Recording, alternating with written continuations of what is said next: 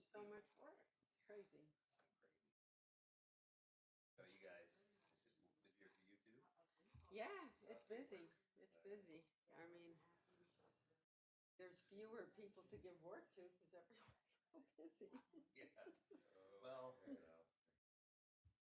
find a way or something cool. Yeah. All right, are we ready? Yes. Yes. Yes. Sorry. I like these microphones. They're cool. Hi, I'm Laureen. Nice to meet you. Yes. Oh, I'm sorry, you guys, they can present now. I'm going to shuffle the agenda here at the beginning.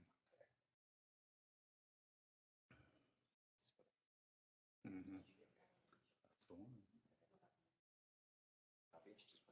Yeah. What else do we have on there?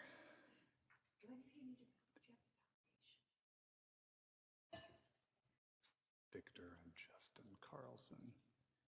Okay. Pardon? Yes, we do have a quorum.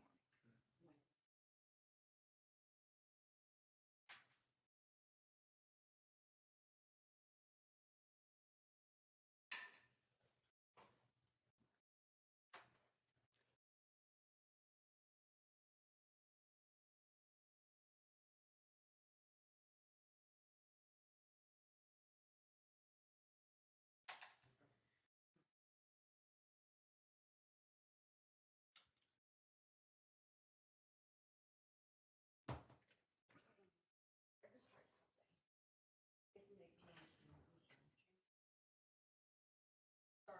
Oh, it's okay. Okay, now I got it. Thank you. Sorry about that. All right. Ready? Okay. All right.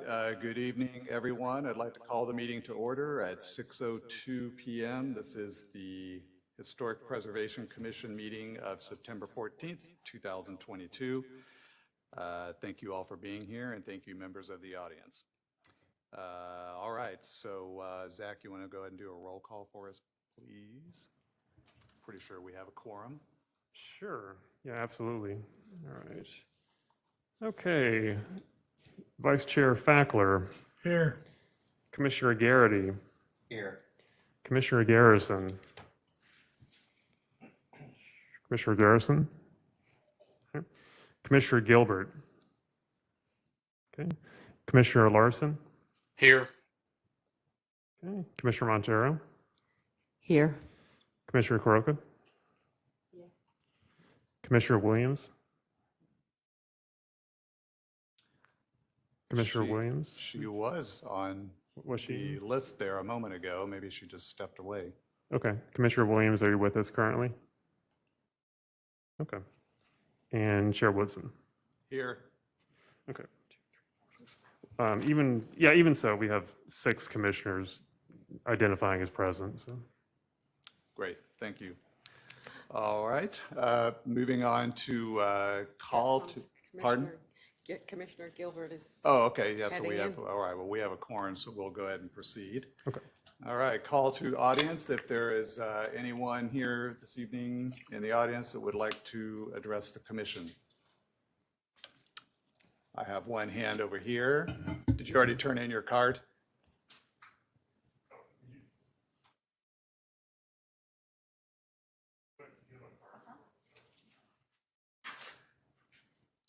All right.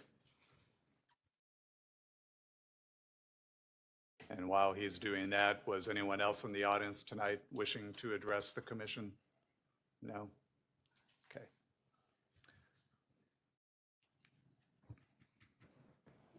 I believe, Mr. Moore, I believe he was going to have a comment on the Gonzalez Martinez house. Oh, okay. So Yeah, you're I- the one on the email this evening? I think, Okay, okay, so I think got maybe it. after my presentation would maybe be a good time for his Okay, comment. well, why don't we do that? If that's okay, we'll defer your comment till the item on the agenda. More supplemental item, on Danell Plaza, I wanted to mention, but we can, I want to,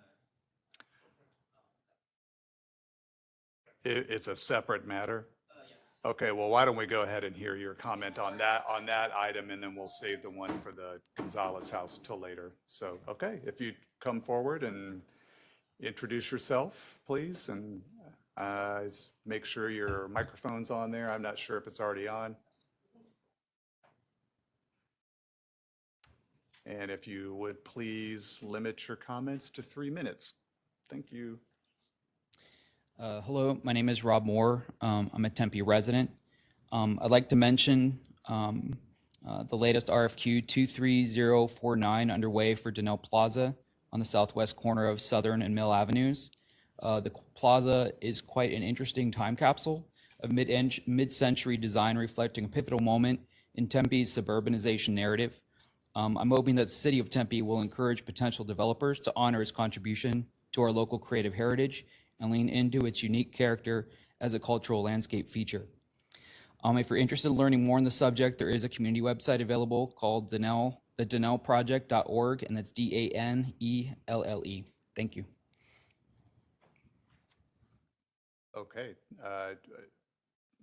Before you get back to your seat, just a quick question. So I'm sorry, this is regarding an RFQ, you said? Yes, yeah, it's RFQ 23049, and it's regarding the community property at Donnell Plaza on I the see. southwest corner of Southern and Mill Avenues. Okay, so this is a currently open RFQ? Correct, it's underway, yes. I understand. Yes. Okay, all right, well, thank you for Yeah. the information. Thank you. Okay. Moving on to agenda item number 2, approval of the meeting minutes from August 10th, 2022 meeting.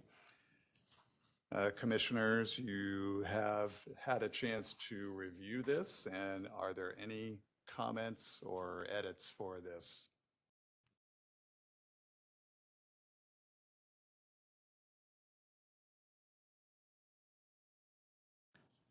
Anyone? All right, Zachary, you're doing really good then. Yeah, well, I mean, well, and my colleague, Ms. Daniels as well, in terms of putting together the minutes. Okay, Vice Chair Fackler. Aye. Commissioner Garrity, Aye. Commissioner Gilberts. Aye. Commissioner Larson, Aye. Commissioner Montero, Aye. Commissioner Karuka, Commissioner Williams. She's still not- I have, can you hear me? Yes. Okay. I have a question. Did somebody make the motion? No. Okay,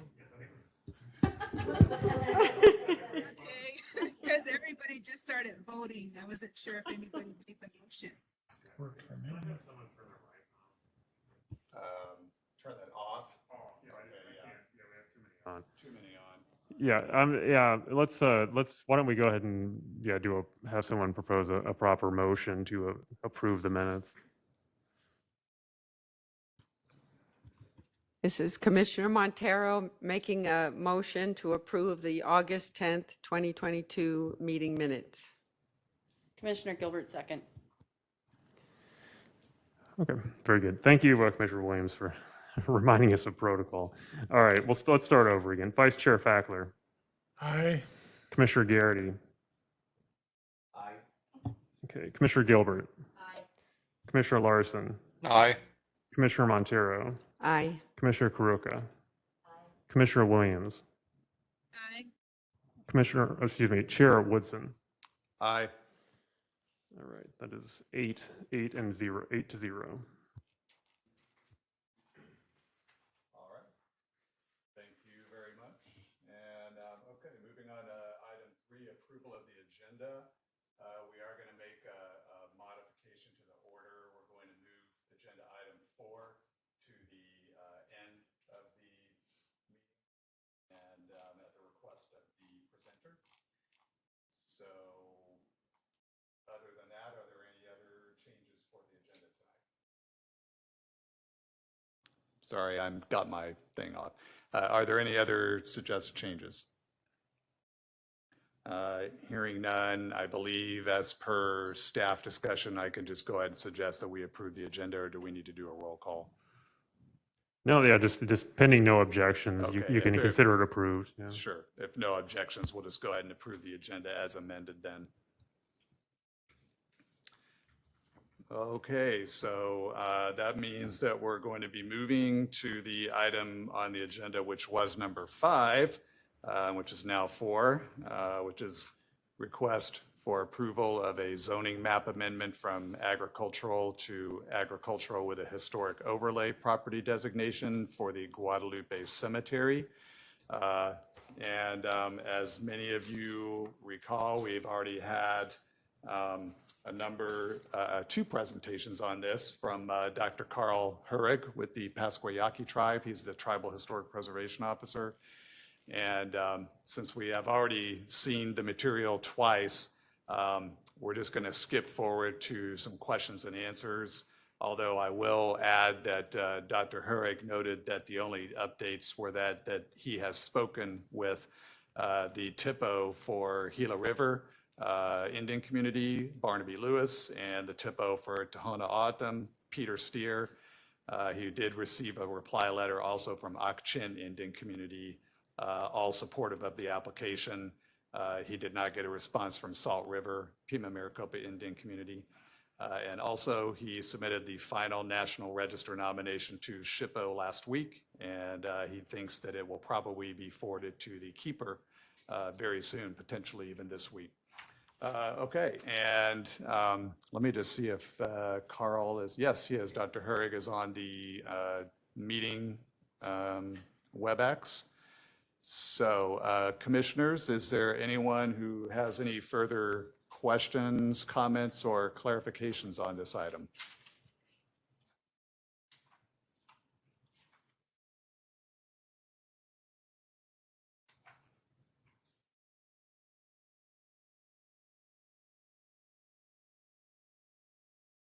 I am hearing none. However, Dr. Hurrig, would you like to, is there anything you'd like to add, even though I think we've got all the information at this time, but just want to open it up to you just to see if you have anything else you'd like to provide to us. Good evening, members of the commission. Thank you for your continuing consideration of this. I really don't have anything to add, as Chair Woodson noted. Following the earlier notes we had from members of your commission, I did speak with or contact members of the 4 Southern Tribes for feedback, and that was all positive. And we have completed all of the local and state process for the National Register nomination now. The final draft has been submitted, and my understanding was that potentially as early as this week, it's being forwarded to the keeper, the National Register. So we will keep our fingers crossed for a positive result from them as well, which I expect. Excellent news. Thank you. So it sounds like the process is moving forward both on the state side, and now that we've had the initial presentation, we had the prior neighborhood meeting here at the last meeting last month. So at this point, this is the zoning matter, correct? Correct, yeah. So yeah, the zoning map amendment is just a prerequisite for designation. It's kind of the mechanism by which designation occurs. Once that historic overlay is placed on the property, then that allows it to be designated as historic in the Tempe Historic Property Register. So if, and assuming Historic Preservation Commission approves this zoning map amendment, that will go on then next to the Development Review Commission. They will consider that same matter, and then again, assuming that DRC approves it in October, we'll see City Council take up consideration of this item first in November. There are 2 required meetings. First, as we mentioned, to just kind of be introduced to the topic, and then the second meeting in December of City Council will actually result in a vote on the zoning map amendment. So if and when approved by council, zoning map amendment will go into effect, and then the property will be officially designated as the latest, I believe the 45th, if I'm not mistaken, individual property in the Tempe Historic Property Register. or maybe the 45th overall property. I'll have to get back to you on that, but nevertheless, that's the process. And so Historic Preservation Office is obviously highly supportive of the designation. Yeah, I think if there are no further comments, we can certainly someone can feel free to make a motion, and I've included a sample motion here for your ease of motioning if you would like to use that. Excellent. Thank you, Dr. Lechner. So unless there are any other questions or comments, hearing none, then if someone would please provide the motion.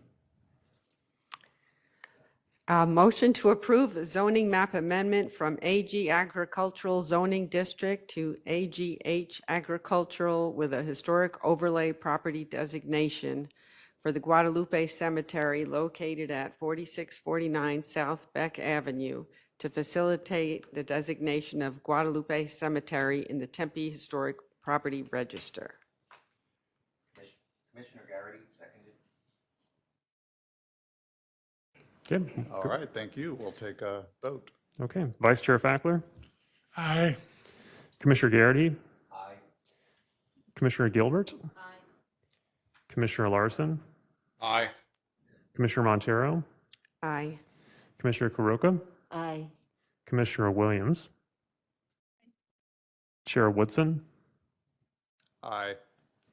Okay, that is eight in favor, 0 against. Motion carries. Okay, thank you, everyone. And Dr. Hurrig, thank you again for being here tonight and presenting the materials, and good luck with the rest of the process. Great. Thank you very much. I look forward to the next 3 meetings, but I guess I won't be with you all. So thank you Right. for all of your support. You're welcome. And Dr. Lechner, just to be clear, will this come before our commission again or not? No. The HPC's work is finally done on this one. So Okay. we appreciate your all of your help. So it's in the hands of DRC and then presumably council by the end of the year. Okay, very well. Okay, thank you. All right, moving on to the next agenda item, which was item 6 and is now agenda item 5. This is an update on the Gonzalez Martinez house that I believe, Dr. Lechner, you'll provide the presentation. Yeah, so last month, as you recall, I provided a brief update on the Gonzalez Martinez house, which is located at 321 West First Street in Tempe. Chair Woodson had requested that I put together a fuller presentation on this September agenda. So that's what's happening now. So just as a reminder, this is a historic eligible property, meaning that it was determined by HPC. I think back in roughly 2012 that this was eligible for listing or designation in the Tempe Historic Property Register, but is not actually listed in the Tempe Historic Property Register. It is, however, listed has been listed since 1984 in the National Register of Historic Places. Okay, so this is definitely very much a historic property and has that recognition. Next to Hayden House, it's the oldest structure left standing in the city of Tempe. It was built in 1880. There was a 1918 edition, which is considered historic. And then there are some kind of late 20th century, kind of circa 1985 era editions that are not considered historic. The city of Tempe owns the property, owns the home, I should say. It owns about half of the lot that it sits on. The rest is state-owned. And the city has been attempting for some time to try to acquire it. However, the state has not been particularly speedy in the process of putting it up for auction. So we are kind of still working on that. The city came into ownership of the house and part of the property after a protracted legal dispute initiated by the state of Arizona over who had proper title to the property. This may ring a bell, and Google is certainly your friend if you want to dive into the weeds of that. But court proceedings eventually resulted in the city assuming control over the eastern half of the property, which includes the historic home, several years back. But before I talk about what the city's been doing with the property and its future plans for it, I want to kind of give you a better visual sense of the home. So last Friday, I went out to walked over the Gonzalez Martinez house and took quite a few photographs. And most of the photographs you're going to see are very recent, less than a week old. So it gives you a good idea of what the house currently looks like. I can't show you interior photos because the house is completely boarded up at this point in order to protect it. But the building condition assessment report, which was completed by Motley Design Group LLC back in 2017, gives you, and I included that with my memo, that gives you a pretty good sense of the interior. Okay, so you can see from this particular slide, this is a little bit of an older picture of the property, looking roughly to the northeast. Off to the right of the picture, just to the right of the sidewalk, would be First Street. And so then this is the kind of the Google Map image that helps to kind of orient you, to where the property is at within the city.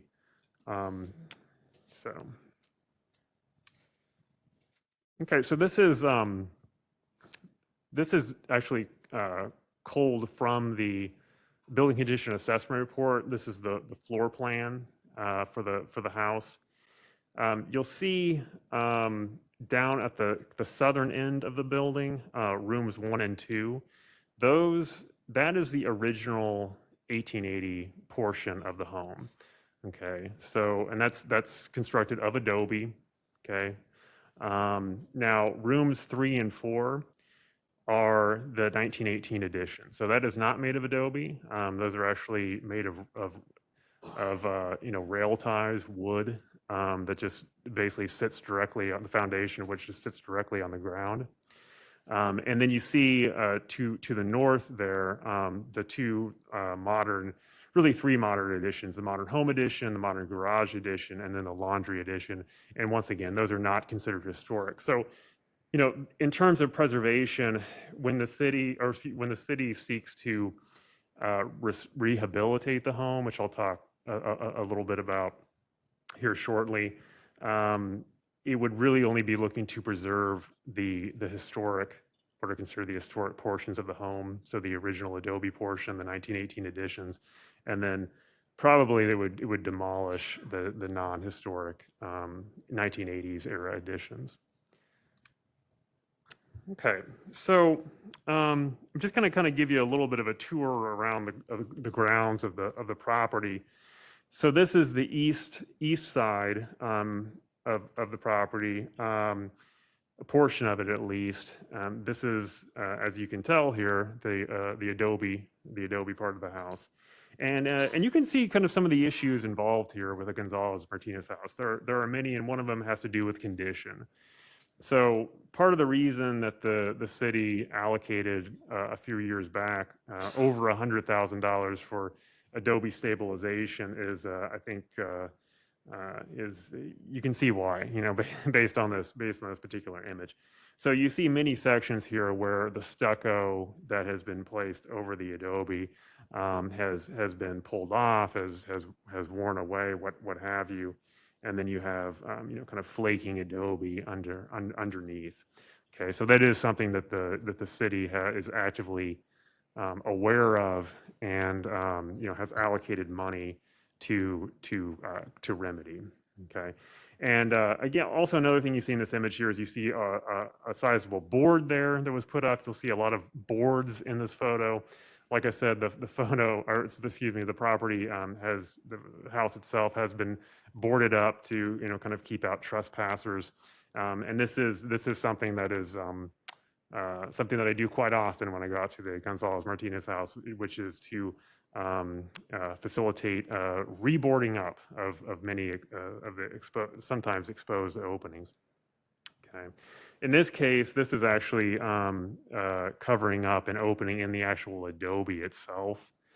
okay, which was actually large enough for someone with the ingenuity and the proper body type to be able to squeeze through.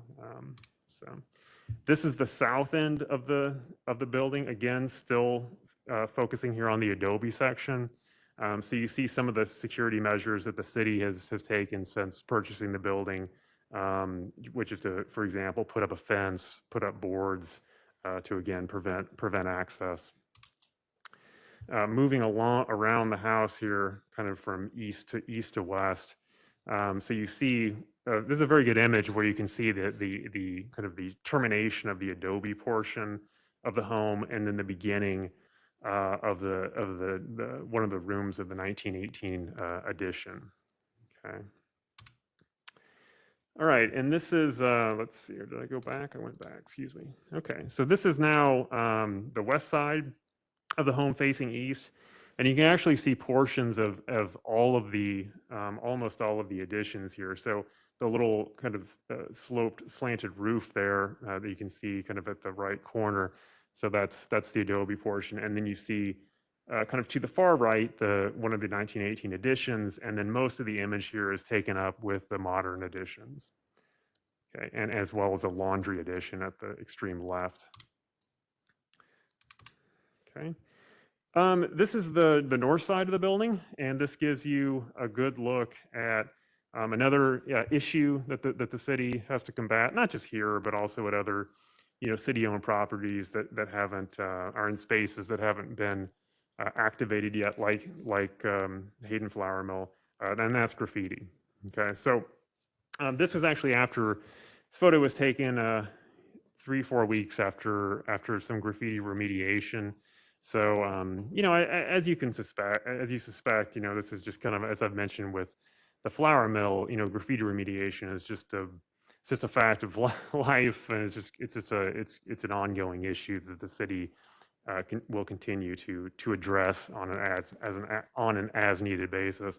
I'll show you a little bit later a photo from a while ago that shows kind of the extent of the full extent of how graffitied up the building has gotten at times, and you'll appreciate, kind of the work, I think the remediation work all the more after you see that.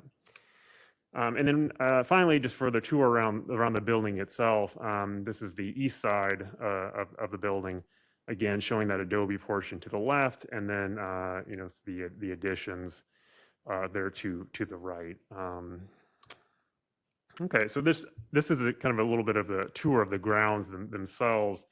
So this is kind of looking east, kind of at the house. You see kind of in the upper portion here, kind of the railroad tracks. This is First Street right here. You see some of the fencing that the city has put up in various places. This is a little bit hard to see, but this is more chain link fencing as well. This is a hard site to secure just because of the way it's laid out. For example, like this railing here along First Street, it gets fairly low at a certain point, and it's someone who really wants to can potentially jump over it. And so, in terms of like sealing this up like Fort Knox, it's just not possible. It's not feasible for a variety of reasons. So it's just something to keep in mind. And there are some outbuildings on the lot as well. So this actually these two outbuildings sit directly on the line, the property line, which is not terribly helpful, as you might imagine, of the state and the city-owned portions of the site. The outbuilding to the right is non-historic. That would probably be demoed during a redevelopment effort. Now, the structure to the left, according to the previous owners of the property, was moved from the city of Phoenix in the 1940s to this location. So that's something that would have to receive additional scrutiny in terms of whether it could be preserved in a future redevelopment effort. This is another outbuilding. This is on the Tempe eastern portion of the property. It's not considered historic. It's been boarded up, obviously.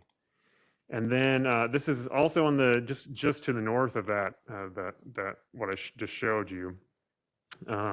This is a shack that survives from the 20th century, the early 20th century. The story goes that it was one or two others that were used by kind of transients coming through the area, probably people who were riding the rails during the Great Depression.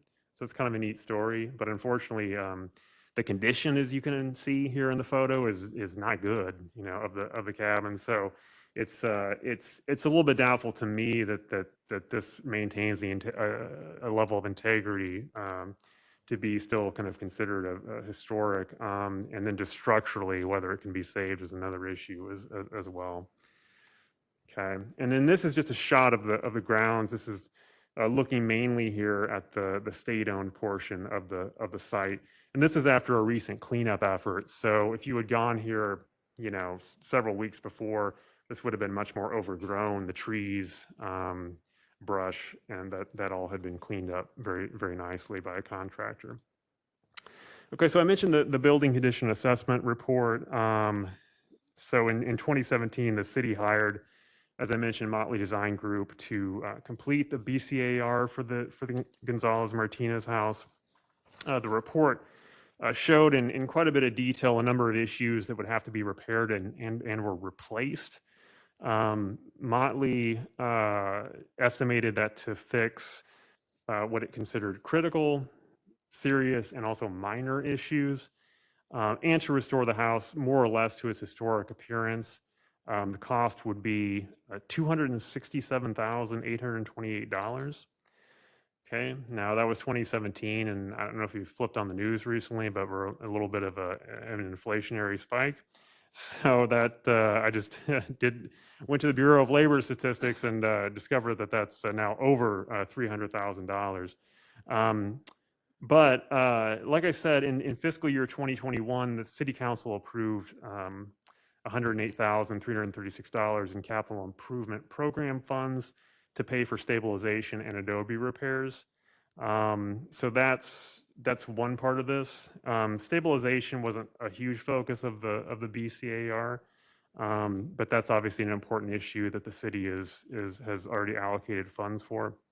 So stabilization of the work in the Adobe portion commenced in the spring of 2021, and the city hired Reggie McKay, who does business as Adobe Technologies, to handle the stabilization. And if that name rings a bell, either Reggie McKay or Adobe Technologies, that's because he did the very fine Adobe restoration work on Hayden House. So he's a very knowledgeable individual, kind of one of the few people who does this kind of work. So Mr. McKay had completed some work, has completed some work. He's mixed together many of the materials that would be needed, as you can see here in this photo, to make replacement Adobe bricks. But not long after starting, Mr. McKay stopped. He had a couple of concerns. One had to do with his contract with the city. The other had to do with security concerns.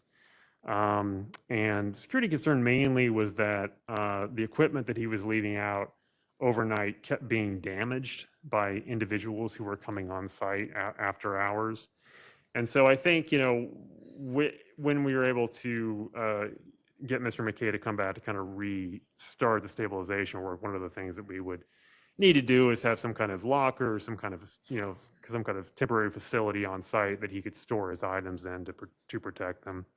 But anyway, he's not currently working the project, so things are a little bit of a standstill on the stabilization front. So ultimately, besides stabilizing the structure, the city wishes to clean up the site and then redevelop it with a restored Gonzalez Martinez house at its centerpiece. And we're still very early days in this process, and this is going to be a multi-year process, as you might suspect. So there's no RFP or RFQ that's out there. I remember that economic development's not really close to that, but this is this particular site is on the mayor's list as being a kind of a priority site for redevelopment. So there is that. So prior to redevelopment, the city is interested in doing what it can to rehabilitate the Gonzalez Martinez house. So besides the stabilization money, the city has allocated $200,000 in capital improvement program funds for fiscal year 2022-23. And that's to provide a match for a Heritage Fund historic preservation grant.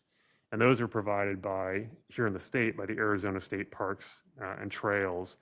And I'm actually currently writing an application for that. So that the money that we would hopefully get, although we're in no way assured of getting from the Heritage Fund, would be matched by that, or possibly overmatched by that $200,000 in CIP funds. So just so you know, the deadline for this round of funding is November 1st, and we'll be asking for $150,000 from Arizona State Parks and Trails. That is a little bit less than we thought we'd be able to ask for, but that it turns out that is the maximum allotment, or the maximum funding award for this year's Heritage Fund Historic Preservation Award. So one of the things that the folks who review the applications like to see is they like to see public support for a project. So in this case, for redeveloping, restoring the Gonzalez Martinez house. So just wanted to let you know, kind of a heads up. I plan on the October agenda to place an item which will consist of a request for HPC to pass a resolution in support of the Heritage Fund request. Just as a way to demonstrate public support, and HPC support under the kind of the rubric of the Heritage Fund application would be considered public support. Okay. Now, a little bit more here to share with you here. I apologize at the length, but I guess Chair Woodson, be careful what you ask for if you want a full presentation. So, but I take responsibility for the length here. But I feel like this is a site that is sometimes forgotten. It has a wonderful history, and it's one of our oldest structures, and we want to make sure we're taking care of it. But I think it can easily kind of be forgotten. So I don't think you'll mind learning a bit more about it. So one challenge, as I said, to maintaining the site is that it is in a fairly secluded location. I mean, there is some activated areas nearby, some bars and restaurants, but in a location like this, you're going to have some issues as we've noted already. So, for example, if you look at the image here on the left. You can see where this is as part of the stucco wall, somebody has taken some type of implement and, struck the stucco there and, kind of broken through there to the adobe brick. This is the gap in the adobe wall that I was talking about. This is what it looked like before we had that board put on. This is another opening in one of the outbuildings. And then this is what happened to one of the poor chain link fences before that was repaired several weeks ago. So the unhoused population has, as you might suspect, they have been attracted to the site, and their presence is reflected in I think the trash and the belongings that tend to pile up there. I would imagine that some of the boards that are being pulled off, perhaps some of the damage. Although I don't want to blame that population solely, for the problems by any means, but some of their presence there is reflected in that. So in consultation with the Tempe Police Department, community development has sought to better secure the site, and so they've been doing increased patrols, and they suggested some other measures like cutting down some foliage to make sight lines, better for police driving by on patrols. On August 8th, we had Artistic Land Management come out to perform some cleanup work.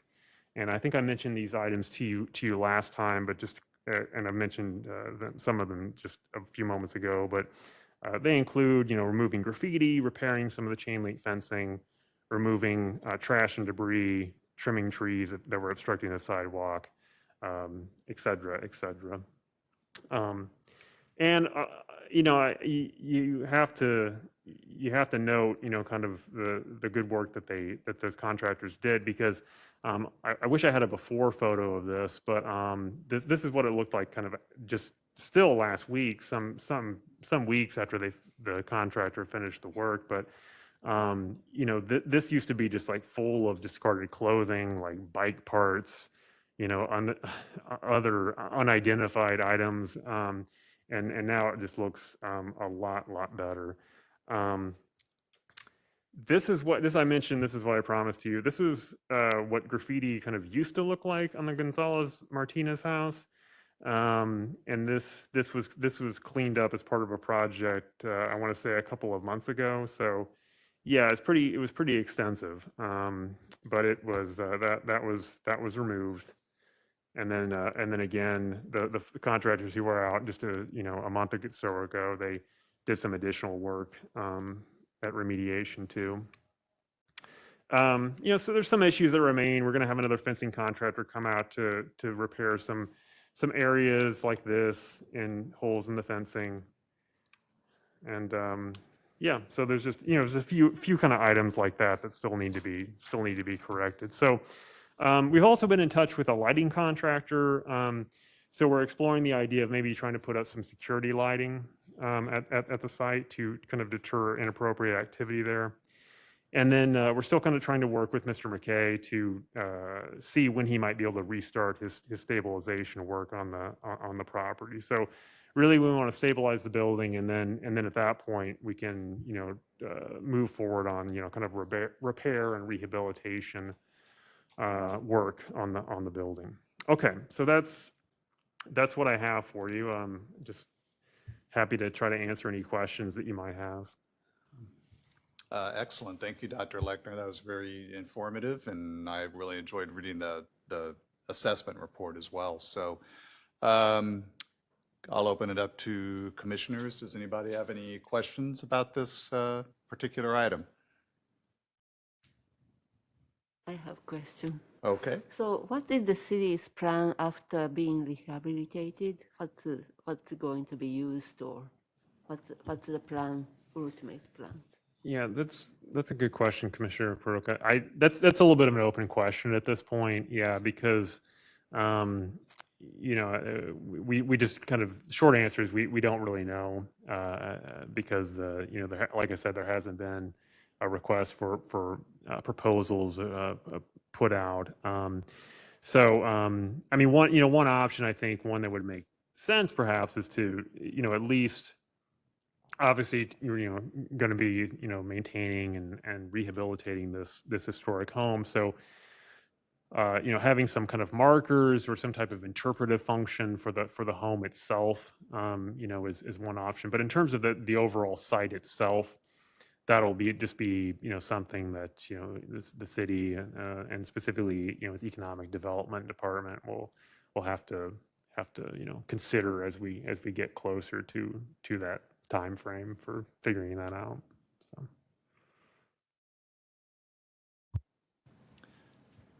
Do you expect that the city will be able to resolve the issue with the state parcel so that actually will all become entirely a city-owned parcel?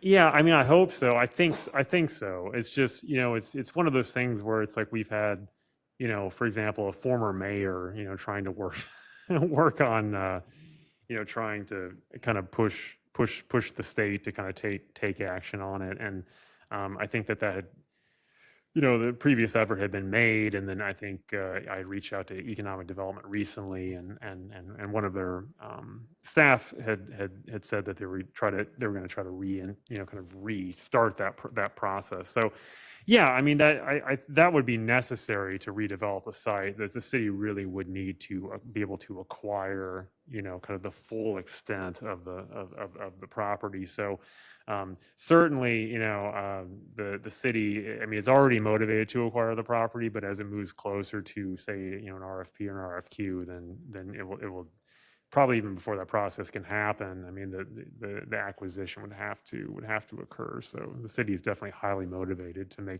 try to make that happen. But of course, it is, dependent on the state to take its own action and putting the property up for auction. So. Okay, thank you. Any other questions, commissioners?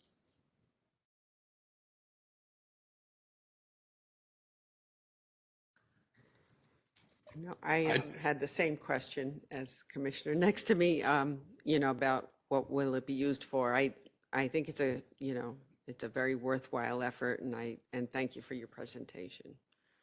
And I think that's something, definitely that the question of what it will be used for. I mean, that's something that we as a city will want to consult with the commission on, certainly, and as with Hayden Flour Mill, kind of any kind of developers who might be in kind of talks with the city, who have maybe been awarded, say, an RFQ. Again, we're kind of well down the road here, but I mean, I think we want to see kind of a similar scenario where they're bringing kind of preliminary ideas to the commission to get input, along with a lot of other stakeholders as well, including the Mexican American, not just Mexican American, but the Latinx community, because obviously the Gonzalez Martinez house, is an important part of that Latinx history of the city, so that's very notable, like Elias Rodriguez house as well. So we definitely want input from that community as well. So. Chair Woodson, this is Commissioner Larson, if I may. Yes, Commissioner, proceed.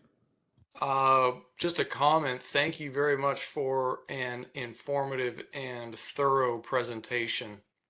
Thank you.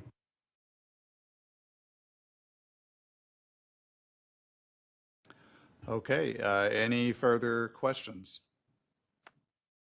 May I add something? You may. I would hope the city has some idea about or vision what this house should be before go to RFQ or RFP process. Yeah, I think that's a good point, Commissioner. Yeah, I think, and yeah, I think I mentioned kind of coming to commission, once that maybe developer's been selected, but I agree. I think even before that is kind of maybe even the process of shaping that call for proposals. I think that I would like to see a role for the commission, Historic Preservation Commission, just in that process. So that's a good suggestion. Agreed. Yes. Okay. Well, thank you very much. And this is just an FYI item. We're not taking a vote or anything on this. No, like I mentioned, if the commission's amenable, I'd like to, at the next meeting, kind of agendize kind of a request for a resolution in support of the Heritage Fund Historic Preservation Grant requests for help fund rehabilitation of the structure. But that we'll leave that till next month when you've actually had time to. We've been able to properly put that on the agenda. You've had time to consider it more. So I didn't want to throw this kind of all at you and then say, and now I need to lull you to sleep, and then say, now I need your support. So we'll do that next month if that works. Very well. Yeah, I'm just pleased to see some action being taken, and obviously there's been some remediation being done and still planned, and there's even funding already allocated. So this is all really good news. So great. Okay, Mr. Moore, was this the item that you wanted to make a further comment on? If you'd like to come up, and we'll take your commentary, please. So hello again. My name is Rob Moore. I'm a Tempe resident. I just want to thank the commission and our historic preservation officer for their continuing efforts with the Gonzalez Martinez House. I truly hope that this unique piece of Tempe history will be protected effectively, and that rehabilitation plans will make it easily accessible to the community, serving as a source for education and exploration for generations to come. Thank you. Okay, thank you, Mr. Moore. And did anyone else in the audience wish to speak on this item? I know didn't seem like it. Okay, just wanted to make sure. Okay, well, I think we'll be moving on now. I don't know where Zach went, but we only have one other item on the agenda, which was the item that we moved down from the item number 4, which was the request for a certificate of appropriateness to convert the existing garage into living space and to add a new detached garage at the Strong residence property located at 137 West Palmcroft Drive, a contributing property in the Tempe Historic Property Register designated Date Palm Manor Historic District. And I believe I saw Ms. Strong get on to the WebEx a little while ago. Ms. Strong, are you there? Can you hear us and or see us?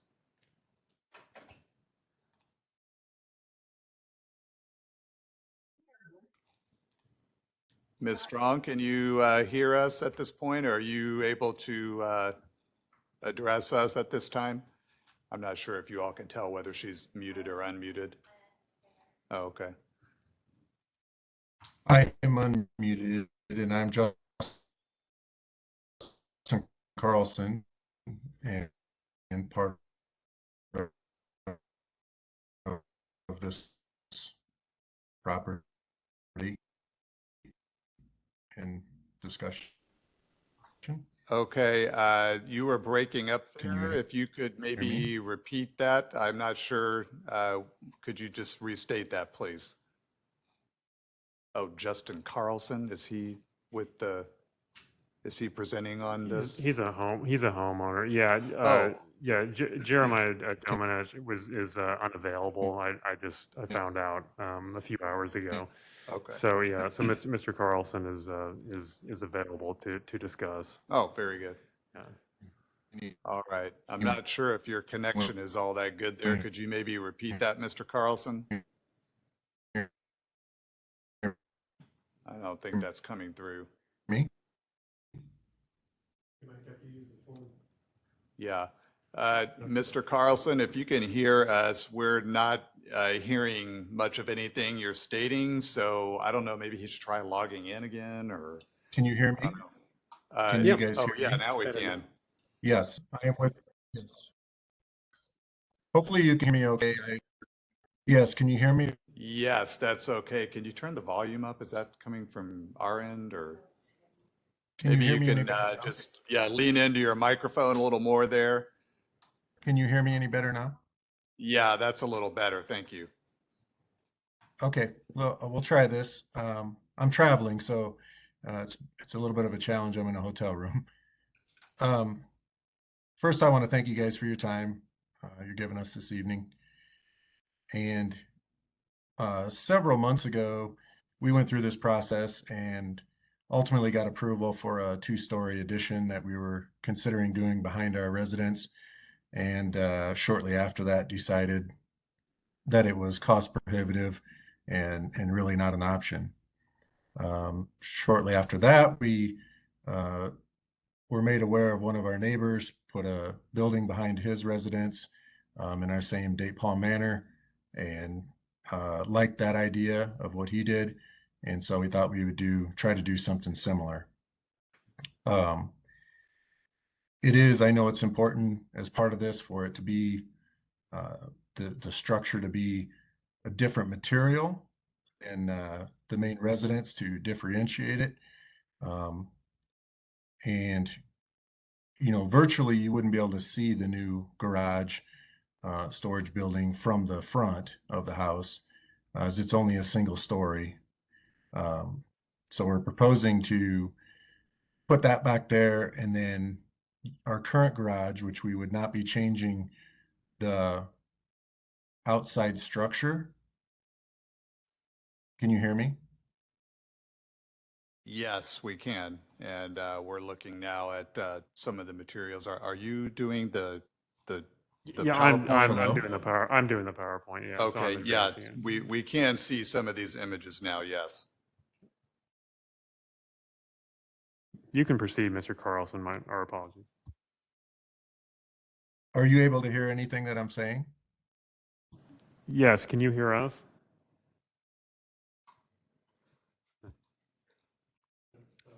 Mr. Carlson, can you hear me?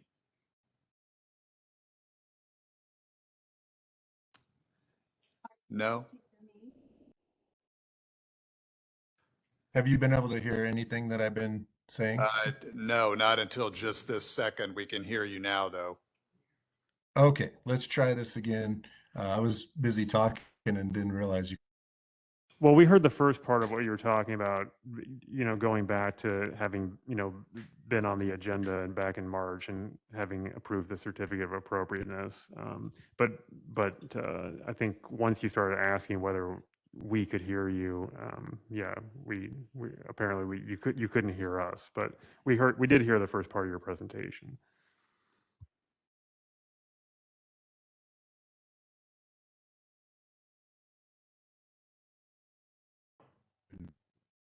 We may have to table this then, if we can't hear anything.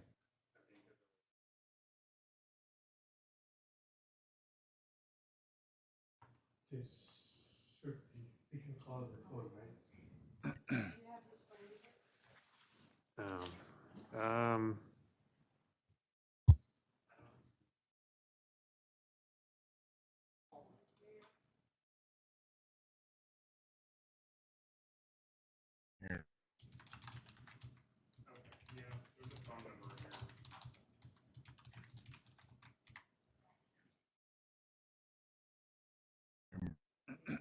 Are you able to hear me? Yes, who's speaking? This is Debbie Davis Strong, and I am also the owner. I feel like I might be able to pick up where he left off if you can hear me okay. Yes, we can definitely hear you much better. Okay. We don't have the capability to turn our camera on. I would love to be able to speak to you directly, but these are some ideas. So first, okay. Yeah, If you so change the basically, settings, that's cost prohibitive, what we were considering before. Mr. Carlson, sorry, can you hear me? Then, did you hear the part about? No, we is, haven't been hearing. Mrs. Strong not able to? you want to mute, maybe mute Mr. Okay. Is Mrs. Strong able to be heard? I take it no. Yes, we can hear her, so it'd probably be Yes. better to have her speak. so these are the diagrams of the new proposal, and idea came to us from a neighbor on the opposite corner of our subdivision, put in something similar. It's much more cost friendly, and it's much smaller than what we had originally hoped to do. So I don't know how much of this is relevant, but we sit back in the corner of Date Palm Manor, and we sit against the railroad tracks, as you can see in the diagram. And we, I sent in some slides to show the front of our house from the two streets, because we sit in the corner of our neighborhood. Yes. And that's just taken from one road in, and those red arrows are the large industrial complex that sits on the other side of the railroad tracks. So that's really what you see coming down the road. And the blue arrow is where there might be a glimpse of the addition, just coming from that side along the south sidewalk. So all that gray that you see, that's our house that's in front, and all that large gray behind, that's the industrial plaza. And I don't know how tall it is. Someone asked this last time. I don't know that. It's tall. So it really dwarfs our house, and you wouldn't really see our one-story addition from that angle. So that's headed west, facing the railroad tracks. So then the next slide is headed south, kind of southwest, the other road that comes by our neighborhood. And what you see behind our house there is a 2-story house that is in the adjacent neighborhood. That is with the black gray arrow, the big one, that's their house that you see. And so again, that blue arrow is where there might be a glimpse of the structure behind the house, and the red arrow is our home. So our hope is that this is much smaller, and because the larger building was approved, that you would see fit to approve it. The front of the house is not going to be changed at all, and you really won't be able to see the addition very much at all.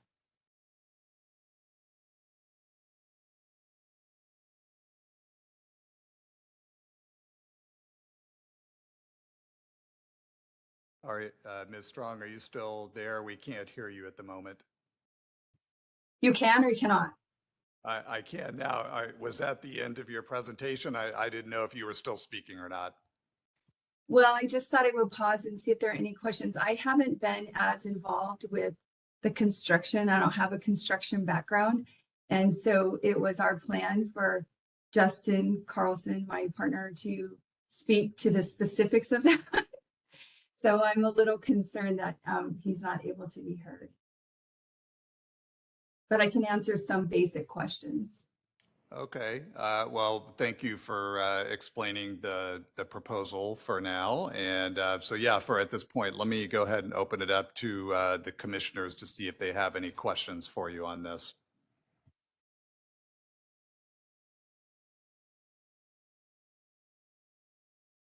Commissioners, anyone have any questions or comments on this? I have a question. Okay, Commissioner Kuruka. My question is the neighboring property who built a large house, is that prefab construction as well, or more standard construction? It is a similar material. This is, I think, a corrugated metal, and theirs is much more visible also coming down the street. Ours won't be that visible, but it is similar materials, and we were thinking that was a good thing because one of the requirements for an addition is that it be separate or different than the original home. So we thought that was a positive. I just want to clarify, this is not a home, as you said. It's a garage, basically. I'll just mention too that, yeah, the compatibility, so kind of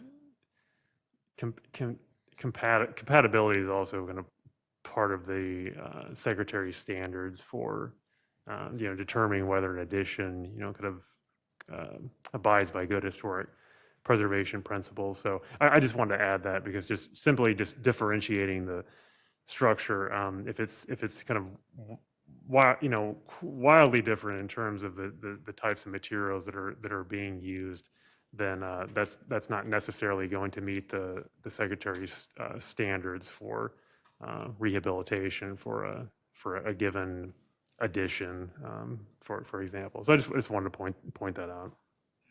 I appreciate that. I would point out that this is not visible, really. It's not going to be seen.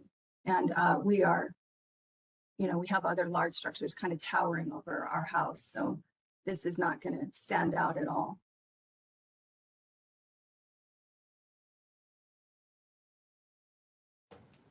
I'd like to maybe drill down a little further on that. So first of all, can you be a little more clear? Are you stating that there's another property in this historic district that has a prefabricated metal shed in there? And is that something that the commission prior to this approved? That's our understanding that it was approved. I'm sorry, didn't mean to interrupt. That's our understanding that it was approved, and it is it's on the opposite corner of the neighborhood. Yeah, theirs is probably taller than ours would be. Yeah, but yeah, it's the same materials. In fact, I understand that we're going to use the same building company, I think.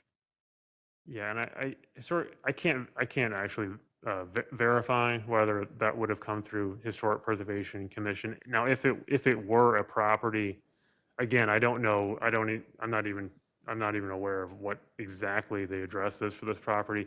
If it were a contributing property, and they applied for the proper permits, then it should have been flagged and it should have come through Historic Preservation Commission.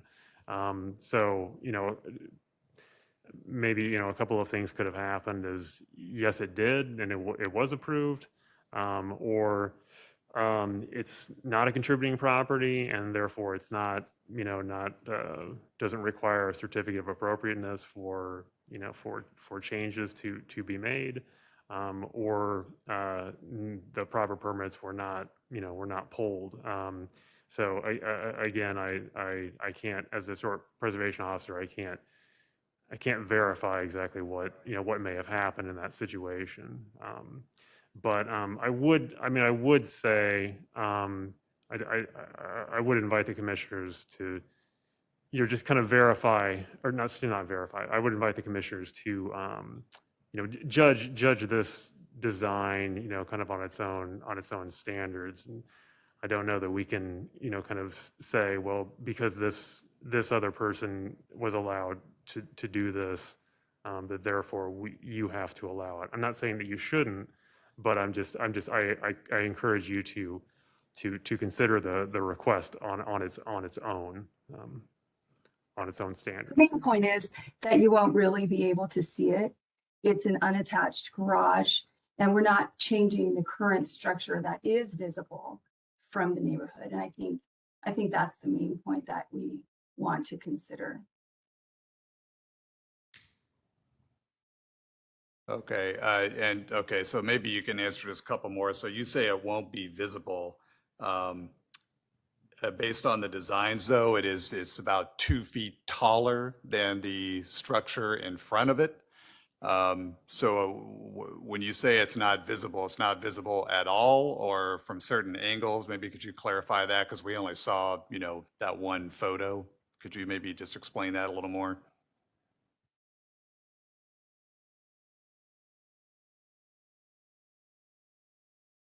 When you look at our house, which is the gray house with the black trim, and you look the blue arrows, so there's trees there, and then there's a little pathway that goes to the back of the house, which is where it'll be. It's going to be back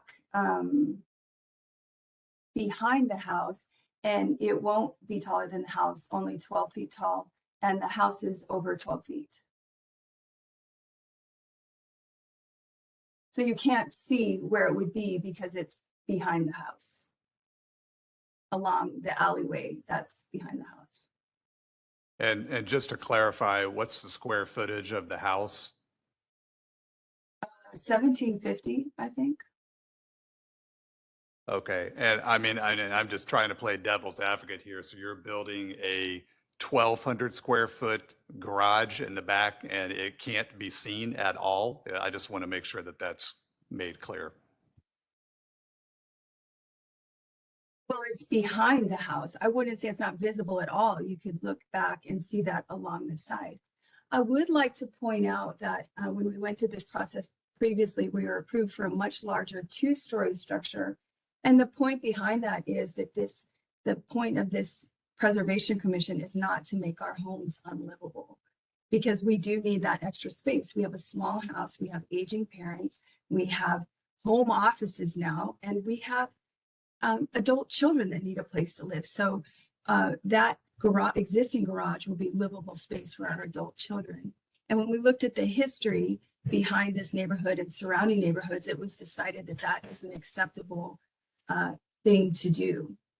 And this is smaller and more reasonable for us financially, and it's less visible. So I'm a little concerned at the direction this conversation is taking, because it is not something that is going to really detract from the look of the neighborhood, which is what I thought the point of the Historic Preservation Commission is. Yes, and I understand that, and my apology for making you feel that way, but I was actually leading to something else, because your prior proposal You're correct, it was approved. There was obviously some discussion of that, but it's the next point of this was the compatibility issue. So what you had proposed before was a two-story addition in the back, but it was more compatible in its design with the existing home in the neighborhood in terms of the materials and the craftsmanship and that kind of thing.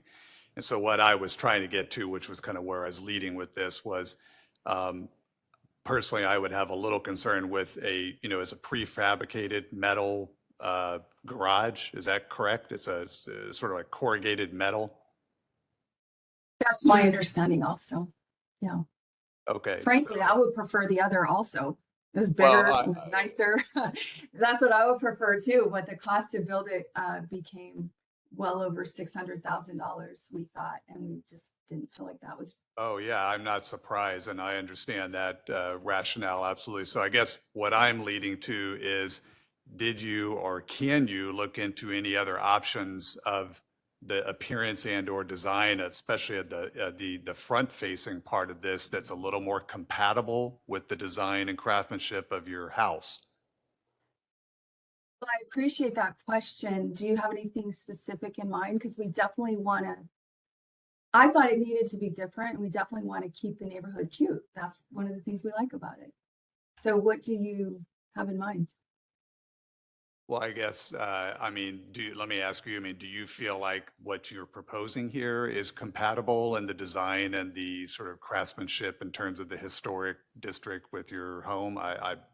I'm not sure that, I understand it's got to be different, but it's got to be preferably compatible in some ways in those aspects. And I don't think that this is compatible in that way personally. So that's why I was asking if that was something you ought to look into. So. Well, we have explored many options and we've been working on this for many years. And of course, we're quite frustrated. It's just been very, very difficult. And so I guess I'm not sure what the idea of compatibility would be. I guess I feel like it's not visible. We're not doing anything to the front of the house. It's back along the alleyway where it won't be seen. And so I'm not clear why changing, because this is prefabricated, as you said. So part of the cost is that it's already put together. So it's much more reasonable. It's still a couple $100,000 to build. Understood. So if we get into a unique structure again, then we're going to get back into those high costs.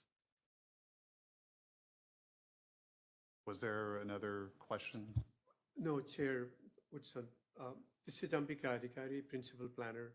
I know we got architects and people who know history and the commission much better, but I also have a background in architecture. And it's probably, I think what the chair is alluding to is not asking you not to do it.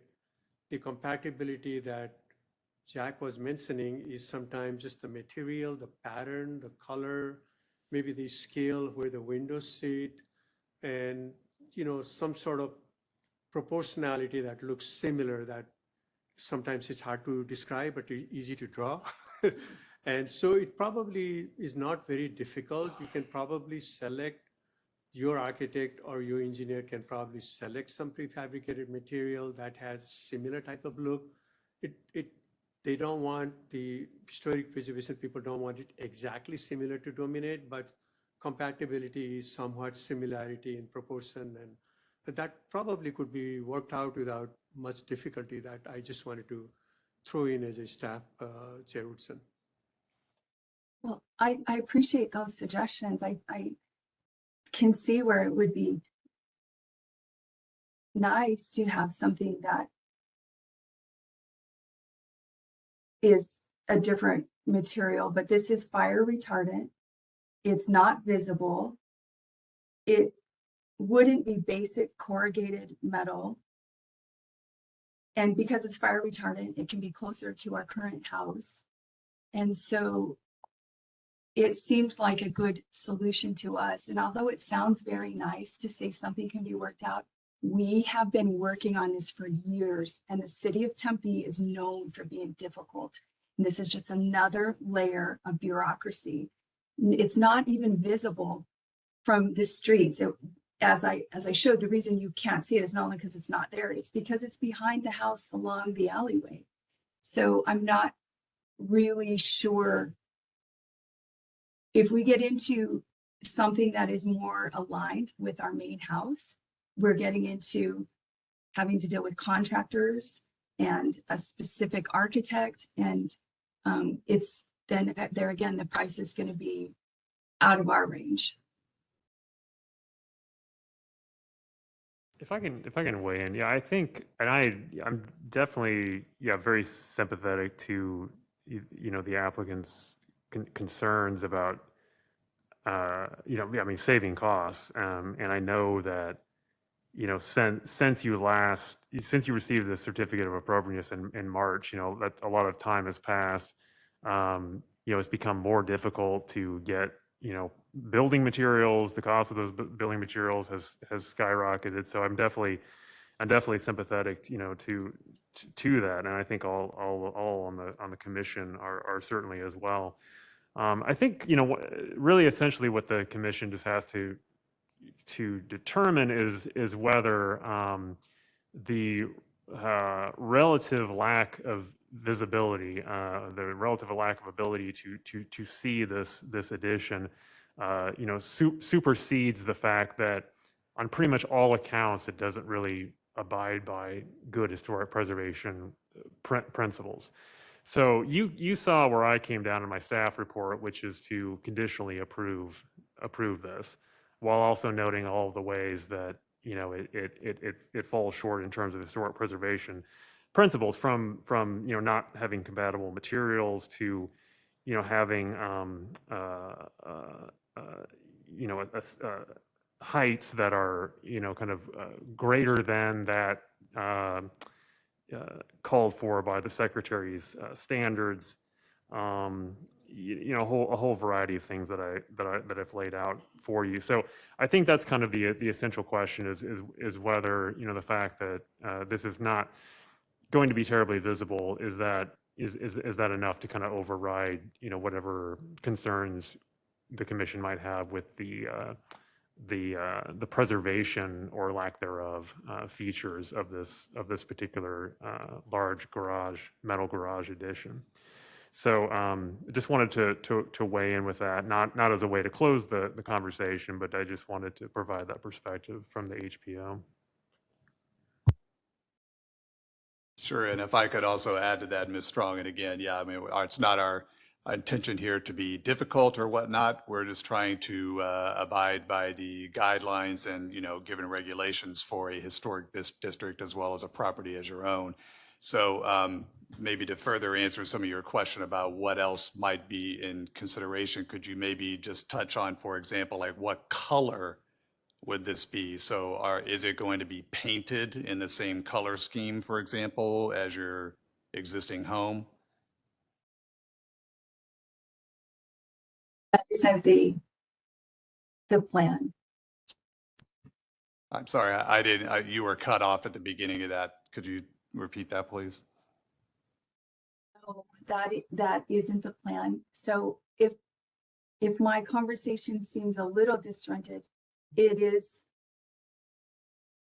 because I'm receiving input from Justin, my partner, via text, because he's been really involved with the design of this and searching for ways to create something that would make our home something where we could stay, I guess, basically.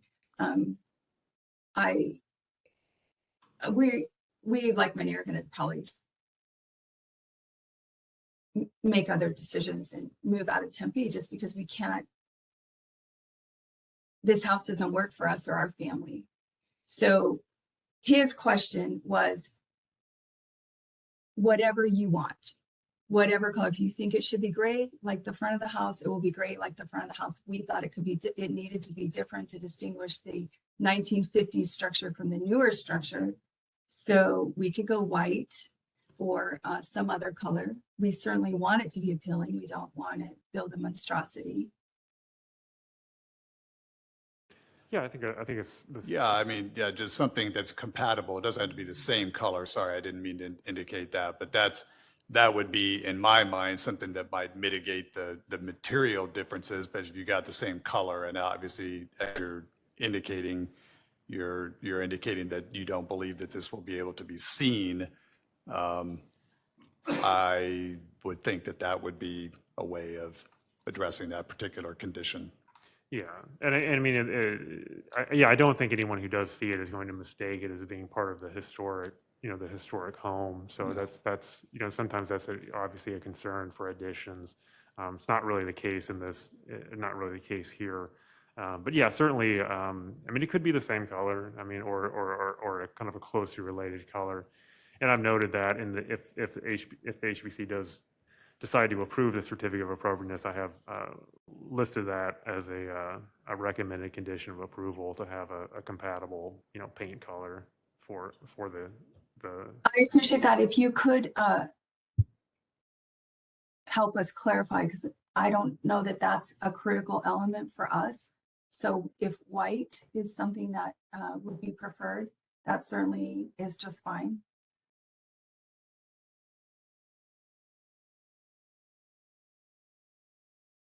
No, Or yeah, I mean, gray. is that the color? What is the color of the home, the current home? It's kind of a gray. It's gray with black accents. Yeah, yeah. So so it's just something that's going to be, kind of compatible with that. So, a kind of it could be like a lighter, maybe like for example, a lighter gray or a darker gray, or so something along those lines. I think That would look nice. I think that would be fine. Yeah. Yeah, I think, and that would be fine from a historic preservation standpoint. Are there other elements that, other than starting all over with an architect and a new design, that would make it more appealing from your standpoint? Because that is certainly a can-do for us. The white or gray, lighter gray, darker gray, something like that. I mean,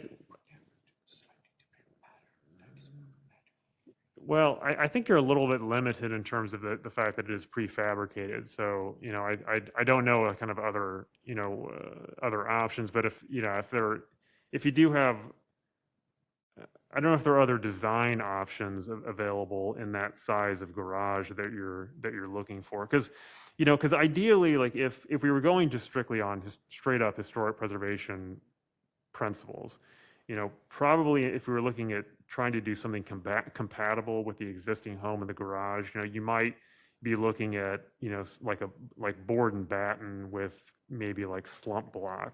But because you're doing prefab, and I understand why you're committed to that as largely because of the cost element. Yeah, I don't know that there's really too much that you can do in terms of the material. So the paint color might be your best bet in trying at least to mitigate some of the historic preservation issues. I like board and bat and I like block a lot. I just don't think that that is doable at this time, but it will be a nice metal. It'll look good. And the paint color is certainly, I think, appealing. I think that seems like the right choice too.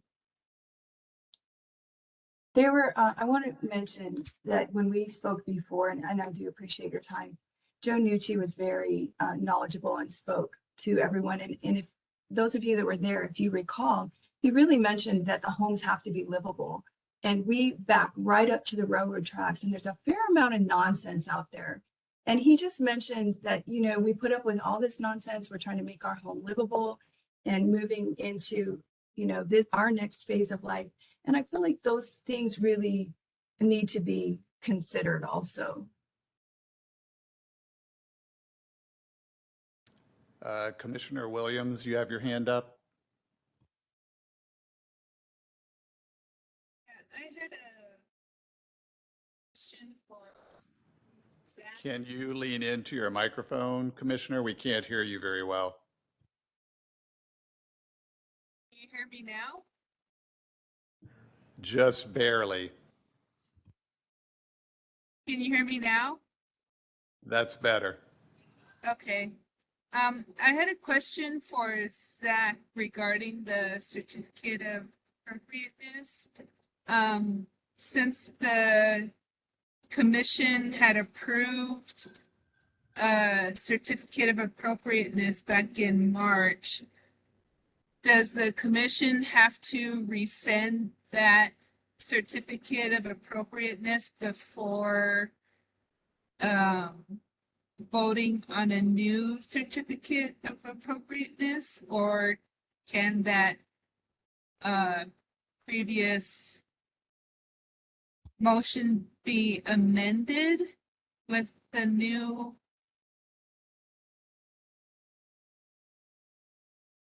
With the new design. Yeah, no, Yeah. so it doesn't need to be repealed.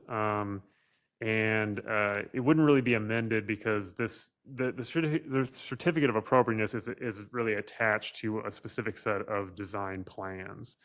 So what happens is, because this does occasionally happen where a project will be approved, the commission will approve via a certificate of appropriateness, a set of plans, and then for issuance of a permit, one or more permits. When the design changes, though, what happens is that's filtered through the Historic Preservation Office, and then myself as the Historic Preservation Officer, according to the Historic Preservation Ordinance, is tasked with essentially deciding whether the plan is, the revised plans are still close enough to kind of what were originally approved by HPC in order to just, in this case, issue a certificate of no effect, which would basically mean that the prior certificate of appropriateness remains in effect, or whether the design is different enough so that it has to then go through HPC again with another attached to another request for a new certificate of appropriateness. So the latter is what happened because the design is so different than what was proposed and approved via a certificate of appropriateness in March.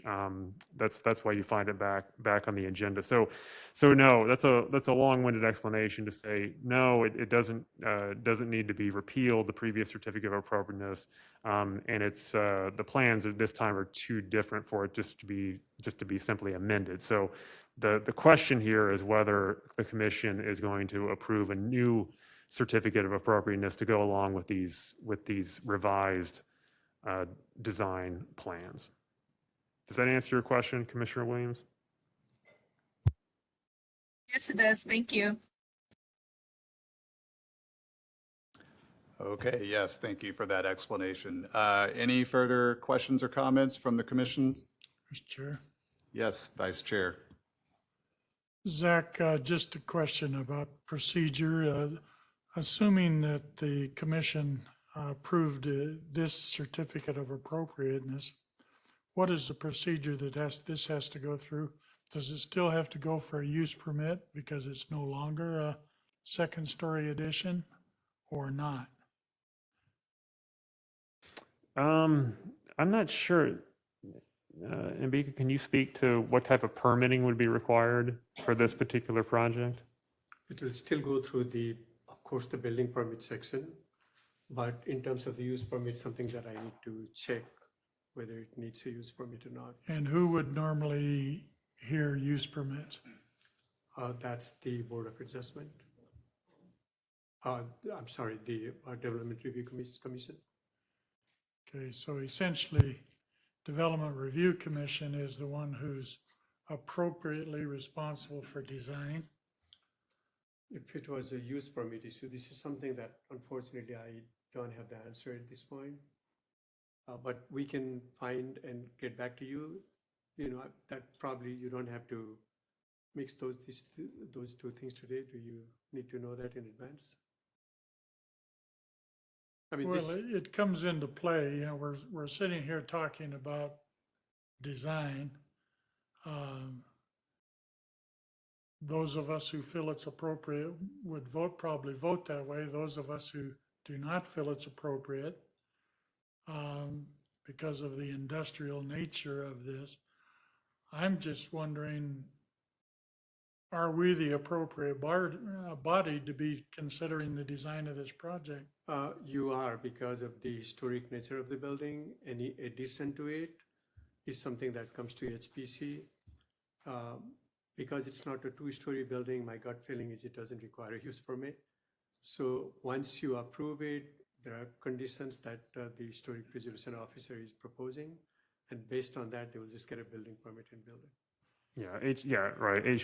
That's correct. HPC is, mandated to consider this and consider a certificate of appropriateness request because it is a contributing property within a designated district. So it does have to come and get a So decision. it truly by is our HPC. responsibility. Mhm, Okay. very much so. Yeah, Thank you very for much. that. I do have one additional question of the applicant.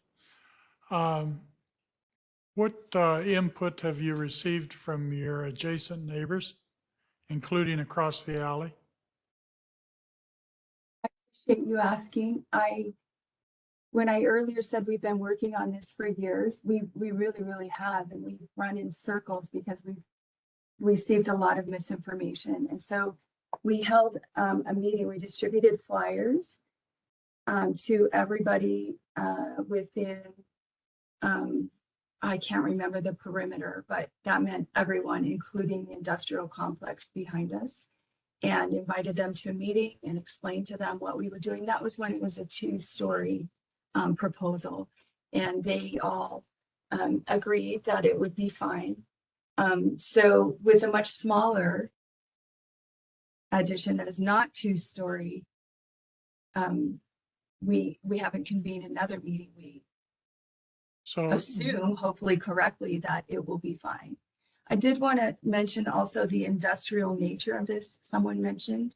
And, the main place that you would see this is coming down the alleyway. And so then it will be framed by actual literal industrial, so it wouldn't be, I don't think, a shock to the eyes, because it's because again, it's behind the house. And so it would be framed by other industrial. So the neighborhood adjacent to us, I do know them, and they did come and have a conversation with us about it. So the biggest concern was the two-story, actually. So, and that's no longer an issue since it's single story. Okay, if I could just parrot back to you, what I just heard is that you had gone through a process of making contact with your adjacent neighbors, including the two neighbors to the south of the alley. And they were all in favor, or at least did not have objection to the two-story previous addition. But you have not made that same contact with this new design.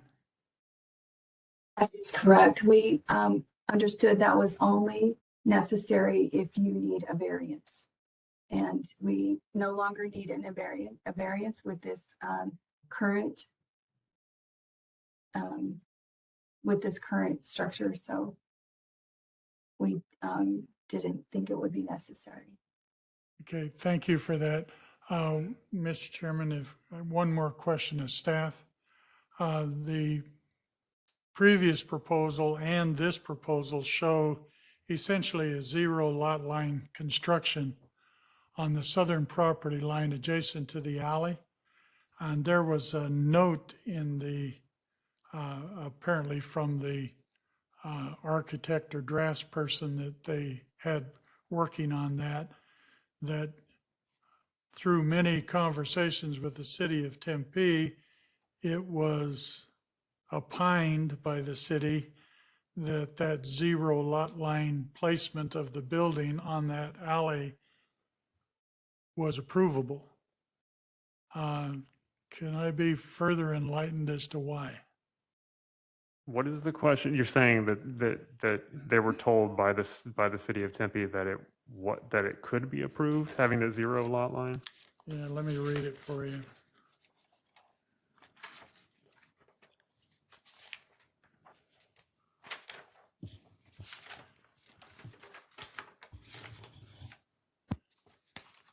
And this is from Jeremiah Dominich. Oh, right, okay. Second paragraph in his letter says, "Take note that the intrusion into the setbacks that take place at the rear setback of the lot," he says west boundary, it's actually the south boundary.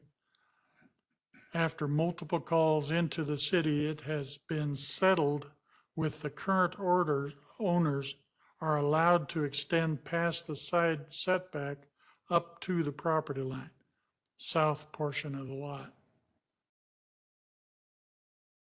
I just, this has got to be a single-family district, and I don't know of any single-family district in the city of Tempe that allows for zero lot line without some significant process being gone through. I'm just wondering, are they being misled? And when this shows up for a building permit, that's going to come up. Yeah, I mean, that's a good question. I mean, because that would be, kind of out of my purview, so in terms of something that would be a kind of approved, like I am on the planning side, obviously, as a historic preservation officer, but that's, kind of not a decision that I would be making necessarily. Now, since this was approved, the certificate of appropriateness was approved back in March. I mean, my understanding was that, they did have the green light to go ahead on the project. But Green light, but it was never submitted for permits. yeah, well, see, I don't know. I can't, because this was, this was like right at the beginning of my time with the city, so I can't exactly speak to what happened in terms of the specific permitting on the first go around. So I don't know that I can really satisfactorily answer your question, unfortunately. So Jack, I can If probably Ambika add can, here. that'd be great. We yeah. probably called, usually our planners pick up the phone when people call for this kind of question, Commissioner Fackler, because the property on the site is industrial, probably that zero lot line is allowed on that area. So maybe that's what they did, but for the HPC's matter, if this is something that the city doesn't allow, it will come when the permitting comes and it will be kind of adjusted. But for your decision, probably it will be taken care of in the process. I think if the commission feels comfortable with the design on the back of this building, with the way that it is proposed, with any modifications, we can take care of the rest of the process on the planning side. And it looks like on the current plans, it's where you see, proposed garage here, under separate permit. So, again, I can't, 100% confirm that, but that would suggest to me that, it was previously approved under a separate permit. So, anyway, I mean, that's something I can certainly look into, but I can't confirm that for you 100% right now. But I'm going to I think that's most likely correct. So. Very well, thank you. Does that answer your question, Vice Chair, sufficiently at this point? Yes, thank you. Okay, unless there's any further questions or comments, I guess we will ask if anyone would like to make a motion on this. Well, before we do that, let me go ahead and share. You've seen these in the staff report, but I've included suggested conditions of approval if Historic Preservation Commission decides to approve the certificate of appropriateness. And so, besides attaining, now this may be irrelevant, as I've noted here, the use permit, as this was kind of coming from the previous conditions of approval. So since it's a two-story structure, may not necessarily be the case. But for the other ones, I've noted some mandates here for the existing garage conversion. So no changes should be made to the garages. This is, again, the existing garage that would be made in a living space. No changes to the garage's size, character-defining features and major elements, color, or siding material. And if infill of the garage door opening occurs, it shall be reversible. And then as noting our conversation about paint colors for the new garage addition shall be in a color range compatible with the existing building while still distinguishing the addition from the original building. So those are the main conditions. So, and I have a sample motion if the commission is, one of the commissioners is so interested in making one.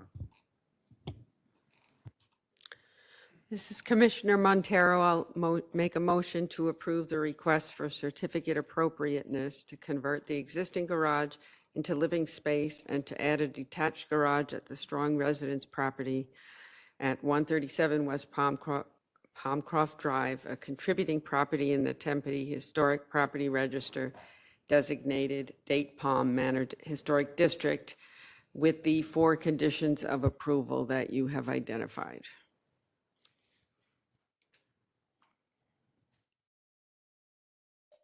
Thank you. This is Commissioner Larson. I would second the motion. Thank you, Commissioner. Okay, Zach, we'll Okay. take a vote. Yes, sir. Vice Chair Fackler, how do you vote? No. Okay. Commissioner Garrity, Aye. Commissioner Gilbert, Commissioner Larson, Aye. Commissioner Montero, Aye. Commissioner Kuroka, No. Commissioner Williams, Aye. Chair Woodson. No. Okay, that is 5 ayes. So that would be enough for passage. The ayes have it. Okay, thank you, Mr. Carlson and Mrs. Strong. We wish you luck with the rest of your permitting process and with your project. Thank you.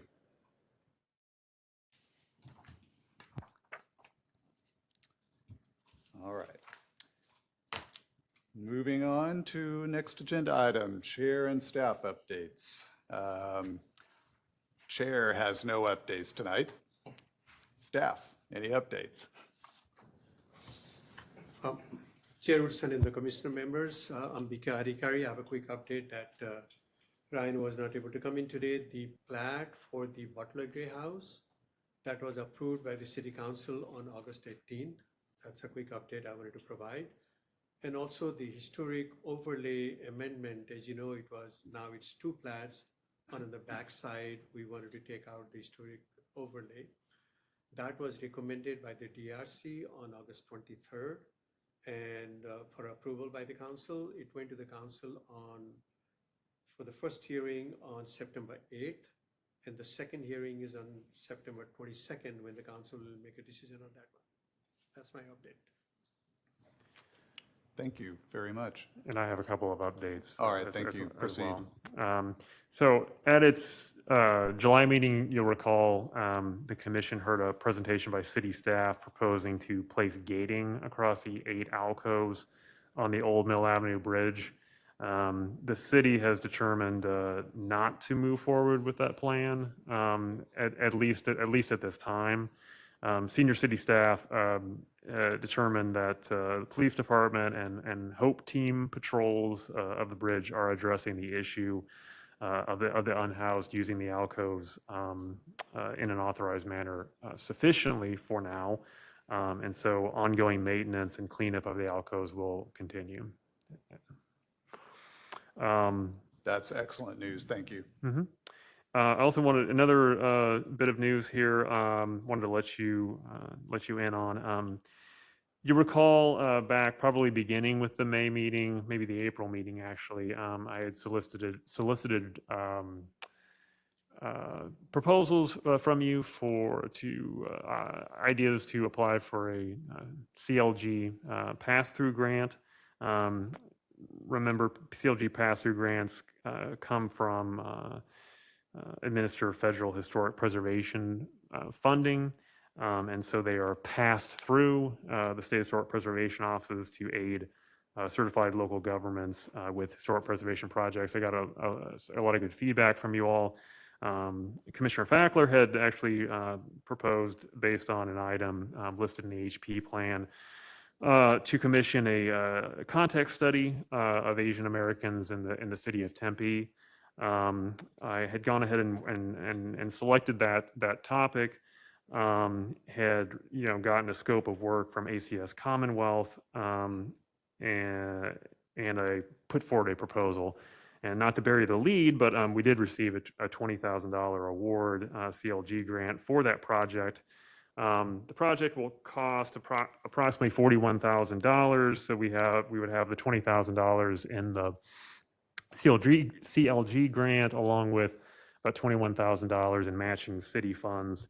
The project must be completed by September. So before work starts, council will just need to approve accepting the grant, and then we can move forward with hiring the contractor, who at this point has not been officially designated, but we presume will probably be ACS Commonwealth, as they did do the scope of work. So yeah, so that's a bit of good news. And, Also very good news. Thank you. That's great. Yeah. And those are my 2 staff updates. I have nothing. Okay, no further staff updates. Okay, moving on. Final item, current events, announcements, and future agenda items. Member announcements. Does any commissioners have any announcements? Okay, none. Any staff announcements? Yeah, I'll just briefly run over what we have on the October agenda. So we do have a request for a certificate of appropriateness to build a new driveway and new backyard detached casita and garage at the Roberts residence, which is located at 25 West Palmcroft. This is yet another contributing property in the Date Palm Manor Historic District. And this is actually, you should, you'll read the staff report, but 25 West Palmcroft is actually a very interesting property. It's on a double lot. It's quite a large building, has an interesting history. So there's that. Second, Tempe Historic Preservation Foundation, our partners in preservation here in the city has requested just to provide an update to the commission on its activities. So Hugh Hallman from the Preservation Foundation will be on hand to make a presentation. And then as I mentioned, I've also just kind of tentatively put on the agenda, and I'll confirm this and any other potential agenda items, as always with Chair Woodson, a request for approval of a resolution in support of stabilization and rehabilitation of the historic Gonzalez Martinez house. Again, specifically supporting the application for a Heritage Fund Historic Preservation Grant for that purpose. So that's all in terms of the staff announcements. Okay, very well. In light of the fact that the Date Palm Manor keeps coming up, I would like to ask you to see if you or your staff could research the item Ms. Strong referred to, that there was another property right there on the block that also has a prefabricated metal garage, and if that actually went through the proper channels, or if it was like a non-contributing property, then obviously we would not have heard it. But yeah, I will contact the property owners and see if we can find that address and do some research on that. Mr. Chair, Vice Chair, if I could ask you to also look into that 0 lot line capability in that zoning district. Absolutely, I'll follow up on that and get back to you, Vice Chair. Thank you. Yes, sir. all right. Any further announcements? All right. Hearing none. And also in conjunction with talking with staff, sounds like I can just sort of unilaterally adjourn the meeting, which I will now adjourn at 7:49. All right. Thank you very much. Thank you, everyone, for coming and for your participation. And hopefully we'll be leaving another satisfied customer from the Date Palm Manor District at the next meeting.